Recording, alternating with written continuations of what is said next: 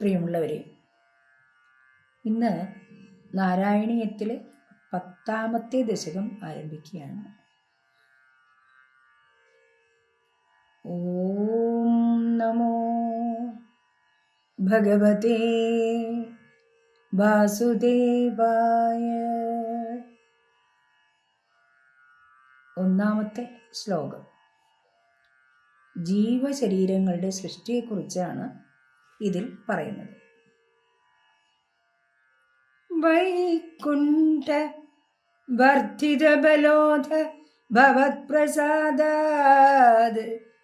അംഭോജയോ നിരസൃജത് കില ജീവദേഹാൻ സ്ഥാസ്നൂനി ഭൂരുഹമയാണി തഥാ തിരശ്ചാം ജാതിർ മനുഷ്യനിവകാനഭി ദേവഭേദാൻ.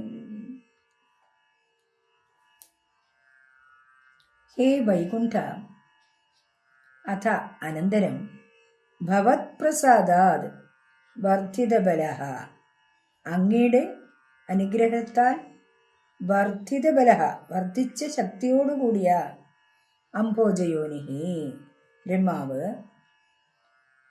ഭൂരുഹമയാണി സ്ഥാസ്നൂനി ഭൂമിയിൽ മുളച്ചുണ്ടാകുന്ന സ്ഥാവര വസ്തുക്കളെയും തഥാ തിരശ്ചാം ജാതിഹി അപ്രകാരം പക്ഷിമൃഗാദികളെയും മനുഷ്യനിവഹാൻ ദേവഭേദാനവി ജീവദേഹാൻ മനുഷ്യർ ദേവന്മാർ തുടങ്ങിയവരെയും സൃഷ്ടിച്ചു.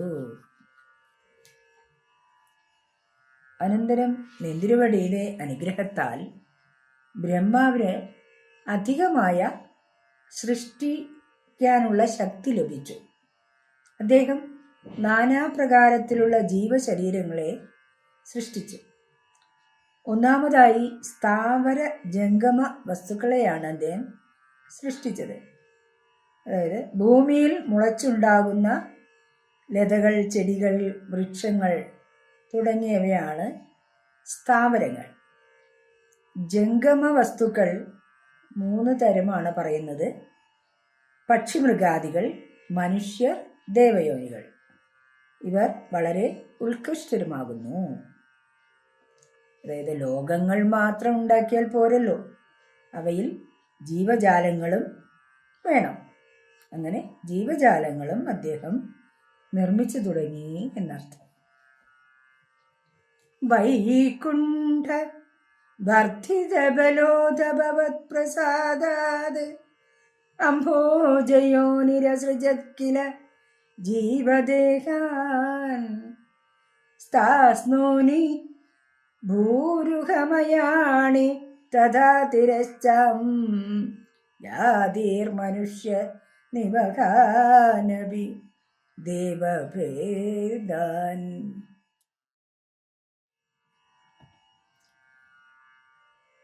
പത്താം ദശകത്തിലെ 2ാമത്തെ ശ്ലോകം.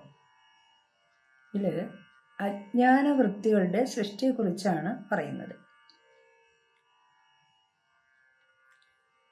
മിഥ്യാഗ്രഹാസ്മിമതി രാഗവികോപഭീതിരജ്ഞാനവൃത്തി നിധി പഞ്ചവിധം സസൃഷ്ട്വാ ഉദ്ദാമ താമസപദാർത്ഥ വിധാനദൂനം സ്തേനേ ത്വദീയ ചരണ സ്മരണം വിശുദ്ധൈ.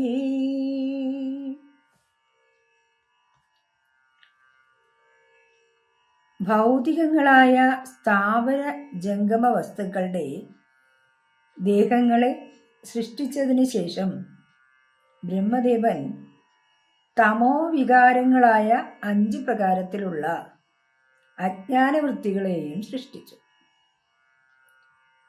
ഈ അജ്ഞാനവൃത്തികൾ ഏതൊക്കെയാണ്? മിഥ്യാജ്ഞാനം, അഹങ്കാരം, രാഗം, ക്രോധം, ഭയം എന്നിങ്ങനെ 5 അജ്ഞാനവൃത്തികൾ.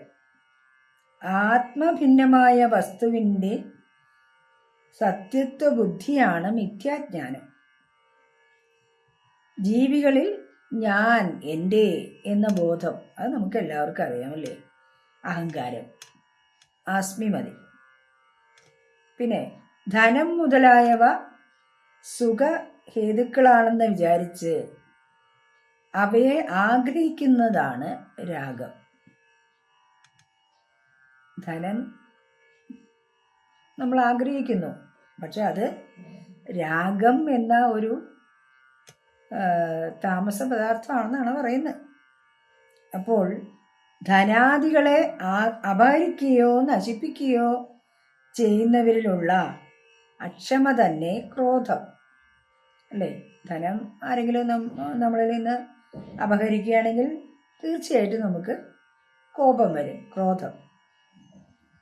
ഭോഗ്യ വസ്തുക്കളുടെ നാശമോ വ്യയമോ വന്നെങ്കിലോ എന്നുള്ള ചിന്തയാണ് ഭയം. മനുഷ്യന് ഭയം കൂടപ്പിറപ്പാണ് അല്ലേ, എല്ലാറ്റിനും ഭയം. അങ്ങനെ എല്ലാ അനർത്ഥങ്ങൾക്കും സർവദുഃഖങ്ങൾക്കും ഹേതുക്കളായ ഈ അജ്ഞാനവൃത്തികളെ സൃഷ്ടിച്ച ബ്രഹ്മാവിന് വളരെ ദുഃഖമുണ്ടായി. അദ്ദേഹം തൻ്റെ മനഃശുദ്ധിക്കായി നിന്തിരുവടിയുടെ പാദങ്ങളെ സ്മരിക്കുക എന്ന പ്രായശ്ചിത്തം ചെയ്തു. ശരിയായിട്ടുള്ള കാര്യങ്ങളല്ല അദ്ദേഹം സൃഷ്ടിച്ചത്. അത് കാരണം ബ്രഹ്മാവിന് വിഷമമുണ്ടായി, ദുഃഖമുണ്ടായി. അതിന് പ്രായശ്ചിത്തമായി എന്ത് ചെയ്തു? ഭഗവാന്റെ തിരുവടികളിൽ തന്നെ അഭയം പ്രാപിച്ചു. മിഥ്യാഗ്രഹാസ്മിമതി രാഗവികോപ ഭീതിരജ്ഞാനവൃത്തിമിതി പഞ്ചവിധം സസൃഷ്ട്വാ ഉദ്ധാമ താമസപദാർത്ഥവിധാനദൂന സ്തേനേ ത്വദീയ ചരണസ്മരണം വിശുദ്ധ്യൈ.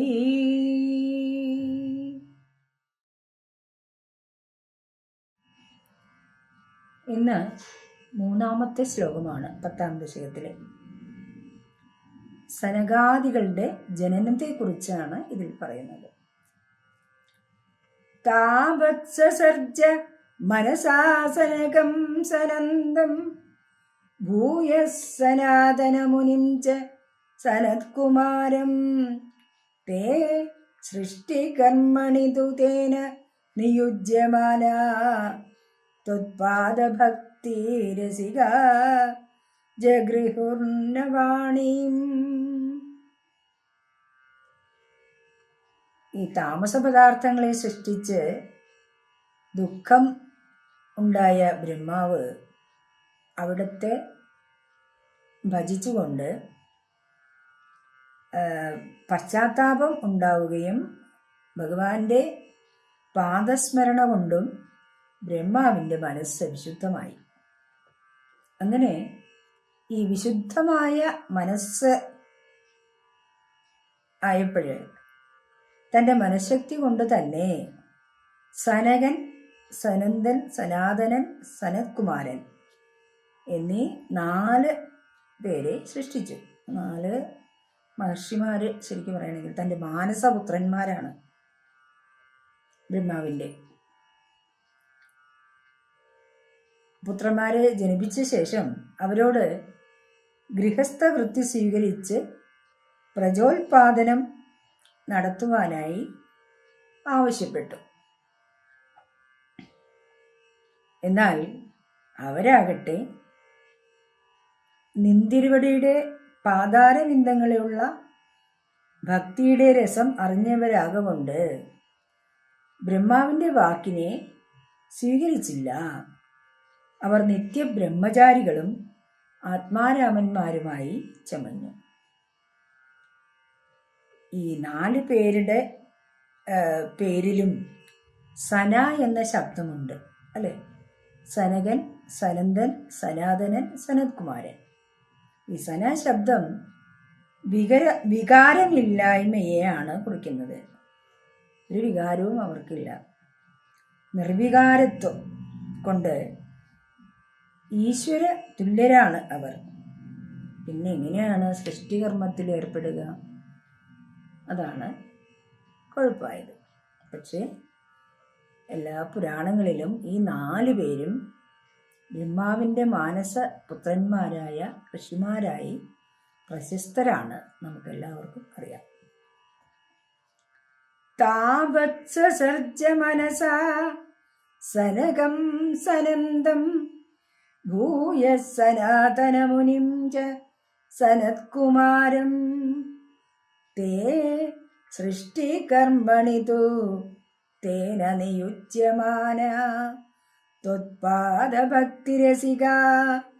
ജഗൃഹുന്നവാണീം.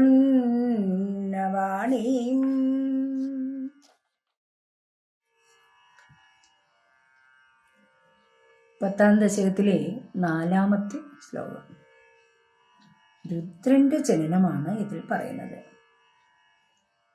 താവത് പ്രകോപമുദിതം പ്രതിരുന്ധദോസ്യ ഭ്രൂമധ്യദോ ജനി മൃഡോ ഭവദേകദേശഃ നാമാനി മേ ഗുരു പദാനി ച വിരിഞ്ചേത്യാദൗ ദുരോധ കില തേന സരുദ്ര നാമ. സനകാദിപുത്രന്മാർ തൻ്റെ ആജ്ഞയെ നിരസിച്ചപ്പോൾ ബ്രഹ്മാവിന് ക്രോധമുണ്ടായി. ആ കോപത്തെ ഉള്ളിലൊതുക്കുവാനായി യത്നം ചെയ്യുന്ന ബ്രഹ്മാവിൻ്റെ ഭ്രൂമധ്യത, പുരികങ്ങളുടെ നടുവിൽ നിന്ന് നിന്തിരുവടിയുടെ തന്നെ ഒരു അംശഭൂതനായ പക്ഷെ തമോ ഗുണമൂർത്തിയായ മൃഡൻ അല്ലെങ്കിൽ ശിവൻ ആവിർഭവിച്ചു. കോപം കൊണ്ടാണ് ഉണ്ടായത്. ആ ശിവൻ ജനിച്ച ഉടനെ തന്നെ ബ്രഹ്മാവിനോട് ഇപ്രകാരം കരഞ്ഞു പറഞ്ഞു അത്രേ: അല്ലയോ ബ്രഹ്മാവേ, എനിക്ക് പേരും സ്ഥാനങ്ങളും കൽപ്പിച്ചു നൽകിയാലും എനിക്ക് ഒരു പേര് വേണം, അതുപോലെ എനിക്കൊരു സ്ഥാനവും വാസസ്ഥാനവും ഒക്കെ വേണം എന്ന് ജനിച്ച ഉടനെ തന്നെ അച്ഛനോട് അങ്ങോട്ട് കൽപ്പിച്ചു, അല്ലെങ്കിൽ കരഞ്ഞ് പറഞ്ഞു. അങ്ങനെ ആ സൃഷ്ടിക്ക് മൃഡന് രുദ്രൻ എന്ന് പേര് നൽകി. രുദ്രൻ. താവത് പ്രകോപമുദിതം പ്രതിരുന്ധദോസ്യ ഭ്രൂമധ്യദോ ജനി മൃഡോ ഭവദേകദേശഃ നാമാനി മേ കുരുപദാനി ച വിരിഞ്ചേത്യാദോ ദുരോധ കില തേന സ രുദ്രനാമ.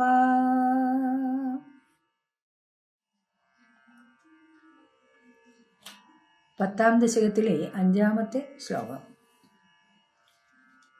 രുദ്രന്റെ നാമങ്ങളെക്കുറിച്ചാണ് ഇതിൽ പറയുന്നത്. ഏകാദശാഹ്വയതയാ ച വിഭിന്നരൂപം രുദ്രം വിധായ ദയിതാ വൈദാശ്ച ദത്വാ താവന്ത്യദത്ത ച പദാനി ഭവത്പ്രണുന്ന പ്രജാവിരചനായ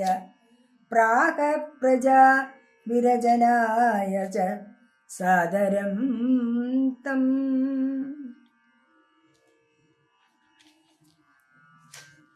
ഭവത് പ്രണുന്ന, നിന്തിരുവടിയാൽ പ്രേരിപ്പിക്കപ്പെട്ട ആ ബ്രഹ്മാവ് രുദ്രനെ ഏകാദശാഹ്വതയാ 11 പേരുകളുള്ള വിഭിന്ന രൂപം വിധായ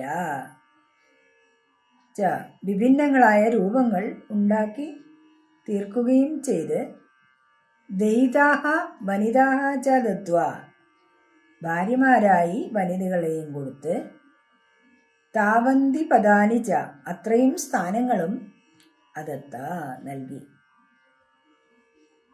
സാദരം തം ആദരവുള്ളവനായ ആ രുദ്രനോട് പ്രജാസൃഷ്ടിക്കായി പ്രാഗജ പറയുകയും ചെയ്തു. അതായത് ബ്രഹ്മാവിനോട് എനിക്ക് പേരും അതുപോലെ സ്ഥാനങ്ങളും എല്ലാം കൽപ്പിച്ച് നൽകിയാലും എന്ന് ജനിച്ച ഉടനെ തന്നെ രുദ്രൻ ആവശ്യപ്പെട്ടിരുന്നല്ലോ. അങ്ങനെ ബ്രഹ്മാവ് 11 പേരുകളും 11 രൂപങ്ങളും 11 പേരുകളുള്ളപ്പോൾ 11 രൂപങ്ങൾ, ഓരോ രൂപത്തിനും ഓരോ ഭാര്യയെയും നൽകി. രുദ്രൻ്റെ പേരുകൾ വേണമെങ്കിൽ പറയാം. 11 രൂപഭേദങ്ങളാണ് രുദ്രനുള്ളത്. മനു, മഹാകപിലൻ, മഹാകാലൻ, മഹാൻ, ശിവൻ, ഋതധ്വജൻ, ഉരുരേതസ്, ഭവൻ, കാലൻ, വാമദേവൻ, ധൃതവ്രതൻ എന്നിങ്ങനെ 11 പേരുകൾ. അവർ ഈ 11 ആളുകൾക്കും 11 വനിതമാരെയും നൽകിയിട്ടുണ്ട് ഭാര്യമാരായിട്ട്. അവരുടെ പേരുകളാണ് ക്രമത്തിൽ ധീ, വൃത്തി, അശന, ഉമ, നിയുത്ത്, സർപ്പിസ്, ഇട, അംബിക, ഇരാവതി, സുധ, ദീക്ഷ എന്നിങ്ങനെ 11 പേർക്കും ഓരോ പത്നിമാരും. അതുപോലെ തന്നെ ഈ 11 രൂപങ്ങൾക്ക് 11 സ്ഥാനങ്ങൾ നൽകി.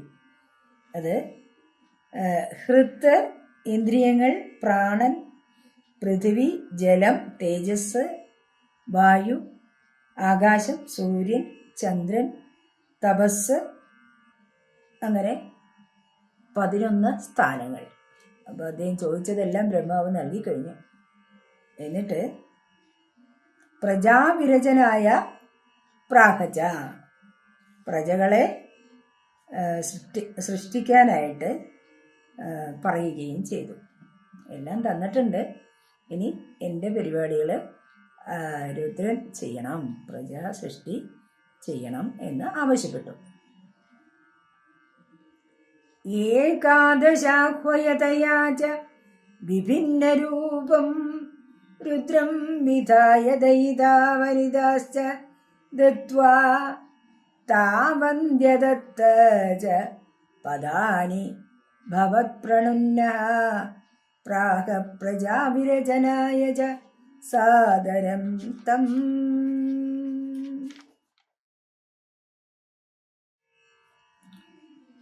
പത്താം ദശകത്തിലെ 6ാമത്തെ ശ്ലോകം.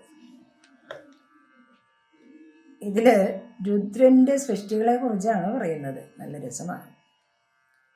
രുദ്രാഭിസൃഷ്ട ഭയദാകൃതി രുദ്രസംഘ സമ്പൂര്യമാണ് ഭുവനത്രയ ഭീതചേതാഃ മാ പ്രജാസൃജ തപശ്ചര മംഗളായേത്യജഷ്ടതം കമലഭൂർ ഭവതീരിതാത്മാ. പ്രജകളെ സൃഷ്ടിക്കുന്നതിനുള്ള ബ്രഹ്മാവിൻ്റെ 2ാമത്തെ ശ്രമമാണ് ഈ ശ്ലോകത്തിൽ വിവരിക്കുന്നത്. മാനസപുത്രന്മാരായ സനകാദികൾ ബ്രഹ്മാവിൻ്റെ നിർദ്ദേശം സ്വീകരിച്ചില്ല എന്ന് നമുക്ക് മനസ്സിലായി. അതിൽ കുപിതനായിട്ടാണ് ബ്രഹ്മാവ് രുദ്രനെ സൃഷ്ടിച്ചതും അദ്ദേഹത്തിന് 11 പേരുകളും രൂപങ്ങളും 11 ഭാര്യമാരെയും ഒക്കെ കൊടുത്ത് സൃഷ്ടി ചെയ്യാൻ നിർദ്ദേശിച്ചു. രുദ്രൻ സൃഷ്ടി ആരംഭിച്ചു. ബ്രഹ്മാവിൻ്റെ ക്രോധത്തിൽ നിന്നുണ്ടായ രുദ്രൻ തൻ്റെ സ്വരൂപമുള്ളതും സ്വഭാവമുള്ളവരുമായ രുദ്രന്മാരെ സൃഷ്ടിച്ചു. ഇങ്ങനെയുള്ള രൗദ്രഭാവമുള്ള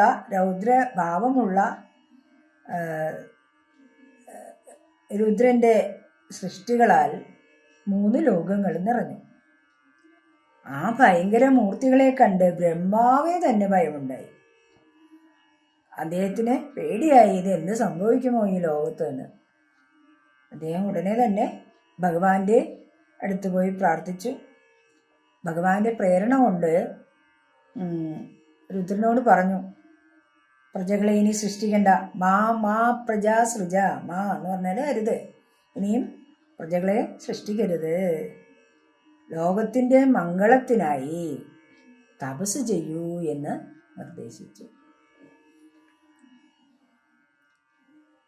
രുദ്രാഭിസൃഷ്ട ഭയദാകൃതി രുദ്രസംഗസമ്പൂര്യമാണ് ഭുവനത്രയഭീതചേതാഃ മാ പ്രജാസൃജ തപശ്ചര മംഗളായേത്യാജഷ്ട തം കമലഭൂർഭവതീരി ആത്മാ.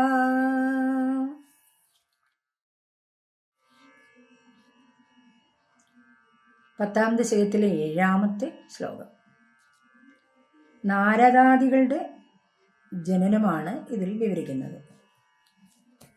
തസ്യാഥ സർഗരസികസ്യ മരീചിര അർത്രേ തത്രാംഗിയ ക്രതുമുനി പുലഹ പുലസ്ത്യഃ അംഗാദജായത ഭൃഗുശ്ച വസിഷ്ഠദക്ഷൗ ശ്രീനാരദശ്ച ഭഗവൻ ഭവദംഘ്രിദാസഃ. അഥ പിന്നീട് സർഗരസികസ്യ സൃഷ്ടിയിൽ രസിക്കുന്നവനായ തസ്യ ആ ബ്രഹ്മാവിൻ്റെ അംഗാത് ശരീര അവയവങ്ങളിൽ നിന്നും തത്ര അവിടെ മരീചിഹി അത്രിഹി അങ്കിരാഹ ക്രതുമുനി പുലഹ പുലസ്ത്യ ഭൃഗുഹു ച അജായത. മരീചി, അത്രി മഹർഷി, അങ്കിര അങ്കിരസ്, ക്രതുമുനി, പുലഹ പുലസ്ത്യൻ, ഭൃഗു മുതലായവർ ജനിച്ചു. അതുപോലെ തന്നെ വസിഷ്ഠദക്ഷോ വസിഷ്ഠനും ദക്ഷനും, അതുപോലെ ഭവദംഘ്രിദാസഃ അവിടുത്തെ പാദദാസനായ ശ്രീനാരദനും ജനിച്ചു. ഏതേത് അംഗങ്ങളിൽ നിന്ന് ജനിച്ചു എന്നിവിടെ പറയുന്നില്ല. എന്നാൽ ഭാഗവതത്തിൽ ഇതേപ്പറ്റി പറയുന്നുണ്ട്. സത്വപ്രധാനന്മാരായ 10 പുത്രന്മാരുടെ ജനനമാണ് ഇവിടെ പറഞ്ഞത്. ഇവരെല്ലാം ബ്രഹ്മാവിൻ്റെ അംഗങ്ങളിൽ നിന്ന് ജനിച്ചവരാണ്. ഭാഗവതത്തിൽ ഇത് പറയുന്നത് മരീചി മനസ്സിൽ നിന്ന്, അത്രി നേത്രത്തിൽ നിന്ന്, അങ്കിരസ് മുഖത്തിൽ നിന്ന്, ക്രതു കരത്തിൽ നിന്ന്, പുലഹൻ നാഭിയിൽ നിന്ന്, പുലസ്ത്യൻ കർണത്തിൽ നിന്ന്, ഭൃഗു ത്വക്കിൽ നിന്ന്, വസിഷ്ഠൻ പ്രാണനിൽ നിന്ന്, ദക്ഷൻ അങ്കുഷ്ഠത്തിൽ നിന്ന് പെരുവിരലിൽ നിന്ന്, നാരദനാണെങ്കിലോ ഉത്സംഗത്തിൽ നിന്നും മടിയിൽ നിന്നാണ് ജനിച്ചത്. തസ്യാഥ സർഗരസികസ്യ മരീചിര അത്രിസ്തത്രാംഗിരാക്രതുമുനി പുലഹ പുലസ്ത്യഃ അംഗാദജായത ഭൃഗുശ്ച വസിഷ്ഠദക്ഷൗ ശ്രീനാരദശ്ച ഭഗവൻ ഭവദംഘ്രിദാസഃ.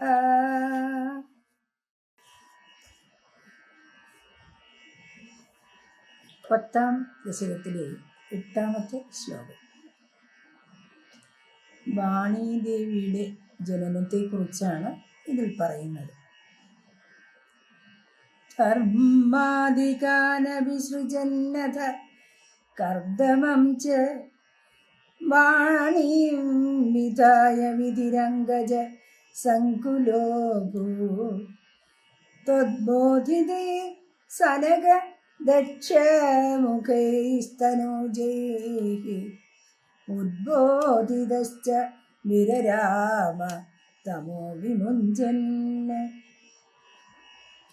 അഥ പിന്നീട് വിധി ബ്രഹ്മാവ് ധർമാദികാൻ ധർമ്മദേവൻ തുടങ്ങിയവരെയും കർദമം ച കർദമനെയും അഭിസൃജന് സൃഷ്ടിച്ചുകൊണ്ട് വാണിയും വിധായ വാണിദേവിയെ സൃഷ്ടിച്ച് അങ്കജ സങ്കുലഃ അഭൂത് കാമസങ്കുലനായി തീർന്നു. ത്വദ്ബോധിതൈഃ നിന്തിരുവടിയാൽ ബോധിപ്പിക്കപ്പെട്ട സനക ദക്ഷ മുഖൈഹി തനൂജൈഹി. സനകൻ, ദക്ഷൻ തുടങ്ങിയ പുത്രന്മാരാൽ ഉദ്ബോധിതനായി തമഹാവിമുഞ്ചൻ, തമോവികാരത്തെ ഉപേക്ഷിച്ച് വിരമിക്കുകയും അതിൽ നിന്ന് വിരമിക്കുകയും ചെയ്തു. അതായത് ബ്രഹ്മാവ് ധർമ്മം, അധർമ്മം, മൃത്യു മുതലായവരെയും കർദമനെയും സൃഷ്ടിച്ചു. പിന്നീട് സൃഷ്ടിക്കപ്പെട്ടത് സരസ്വതീ ദേവിയാണ്. സരസ്വതീ ദേവിയിൽ തനിക്ക് തന്നെ കാമം തോന്നി അദ്ദേഹം മൂഢനായി ചമഞ്ഞു. എന്നാൽ ഭഗവത് അനുഗ്രഹം കൊണ്ട് വിവേകം സിദ്ധിച്ച സനകാദികളും ദക്ഷാദികളും ബ്രഹ്മാവിന് ധർമ്മോപദേശം നൽകി. ലോകർക്കെല്ലാം നിന്ദ്യമായ സ്വപുത്രീ കാമത്തിൽ നിന്ന് അദ്ദേഹത്തെ പിന്തിരിപ്പിച്ചു. തമോ ഗുണം എന്ത് പാപത്തെ തന്നെ ഉണ്ടാക്കുകയില്ല, അല്ലേ? ഈ കാലത്ത് ഒരു ധർമ്മബോധവുമില്ലാതെ തമോ ഗുണം മൂർച്ഛിച്ച അവസ്ഥയിൽ പല മനുഷ്യരും പല രീതിയിലുള്ള മൂഢമായ തമോ ഗുണപ്രധാനമായ കാര്യങ്ങൾ ചെയ്യുന്നുണ്ട്. അവ ഇല്ലാതാക്കുവാൻ ഭഗവാൻ തന്നെ കനിയണം. തീർച്ചയായും അവരെ ആ പ്രവൃത്തികളിൽ നിന്ന് പിന്തിരിപ്പിക്കാൻ ഭഗവാൻ സഹായിക്കട്ടെ എന്ന് ഈ അവസരത്തിൽ പറയാൻ ആഗ്രഹിക്കുകയാണ്. ധർമാധികാനഭിസൃജന്നത കർദമം ച വാണിം വിധായ വിധിരംഗജ സങ്കുലോഭൂത് ത്വദ്ബോധിതേ സനകദക്ഷമുഖൈസ്തനൂജൈഃ ഉദ്ബോധിതശ്ച വിരരാമ തമോ വിമുഞ്ചൻ.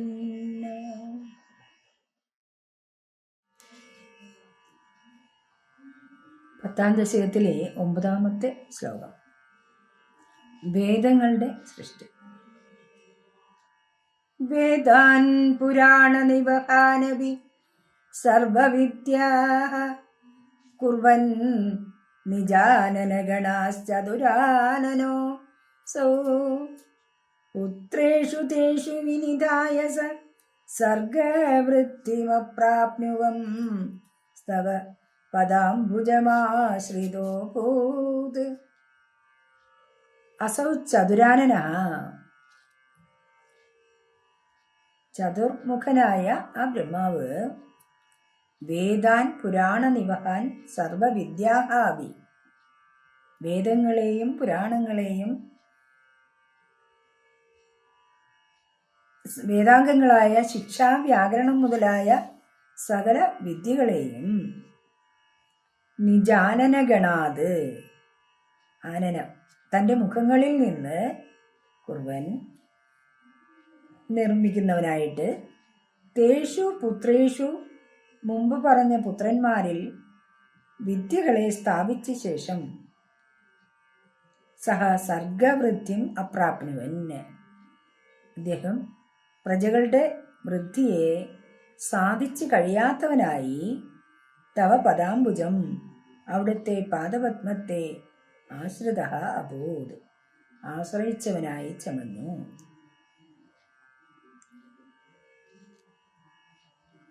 തൻ്റെ മകളോട് പ്രേമം തോന്നുക നിമിത്തം തമോഗുണം ഉണ്ടായ അദ്ദേഹം മക്കളുടെ ഉപദേശപ്രകാരം അദ്ദേഹത്തിന് ആ തമോഗുണത്തിൻ്റെ ബാധ നീങ്ങി. പിന്നീട് തൻ്റെ 4 മുഖങ്ങളിൽ നിന്ന് യഥാക്രമം ഋക്ക്, യജുസ്, സാമം, അഥർവം എന്ന 4 വേദങ്ങളെയും അതുകൂടാതെ പുരാണങ്ങൾ, വേദാംഗങ്ങൾ തുടങ്ങിയ വിദ്യകളെയും സൃഷ്ടിച്ചു. അവയെ മരീചിമുഖ്യന്മാരായ പുത്രന്മാരിൽ ലോകഹിതത്തിനായി സ്ഥാപിച്ചു. എന്നിട്ടും അഭിവൃദ്ധിക്കുള്ള മാർഗം കാണാതെ വീണ്ടും ഭഗവാനെ ശരണം പ്രാപിച്ചു. ഇതൊക്കെ ഉണ്ടായിട്ടും പ്രജകള് വിചാരിച്ച പോലെ സൃഷ്ടിക്കപ്പെടുന്നില്ല. അപ്പോൾ അതിനി എന്താണ് ചെയ്യേണ്ടത് എന്ന് ആലോചിച്ചുകൊണ്ട് അദ്ദേഹം വീണ്ടും ഭഗവാനെ ശരണം പ്രാപിച്ചു. വേദാൻ പുരാണ നിവഹാനവി സർവവിദ്യാഃ കുർവൻ നിജാനനഗണാശ്ചതുരാനനോസൗ പുത്രേഷു തേഷു വിനിധായ സസർഗവൃത്തിമപ്രാപ്നുവം സ്തവ പദാംബുജമാശ്രിതോ ഭൂ.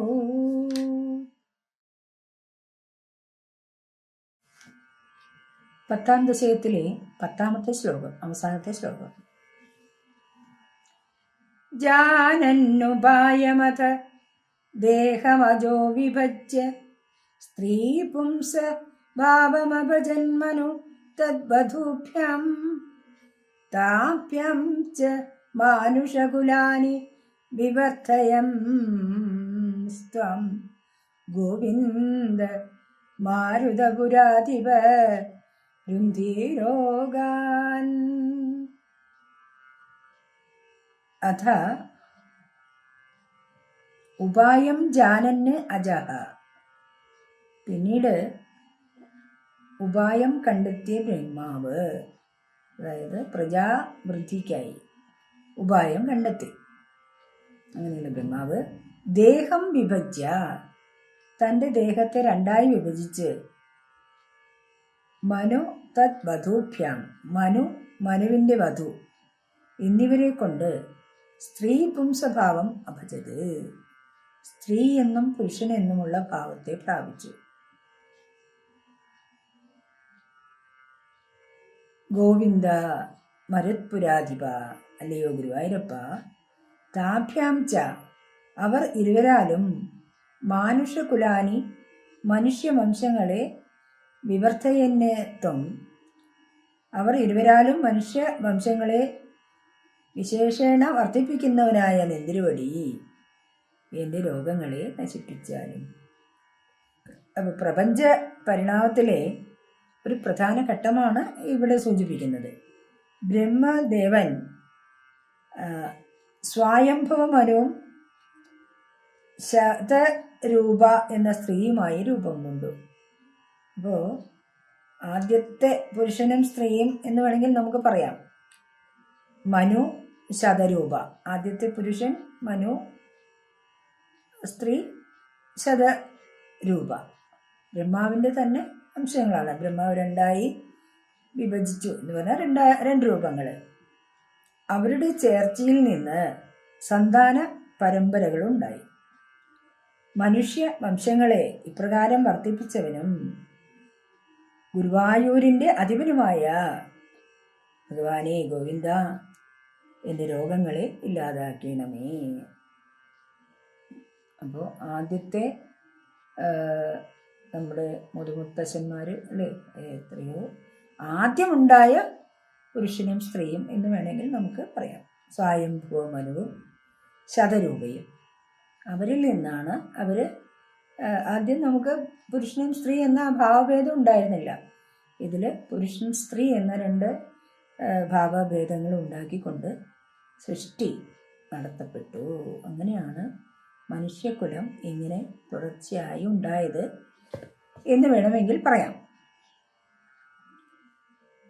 ജാനന്നുപായമത ദേഹമജോ വിഭജ്യ സ്ത്രീ പുംസഭാവമഭജൻ മനുതദ്വധൂഭ്യാം താഭ്യാം ച മാനുഷകുലാനി വിവർത്തയം സ്ത്വം ഗോവിന്ദ മാരുതപുരാധിപ രുന്ധിരോഗാൻ. കൃഷ്ണ ഗുരുവായൂരപ്പ രക്ഷിക്കണം.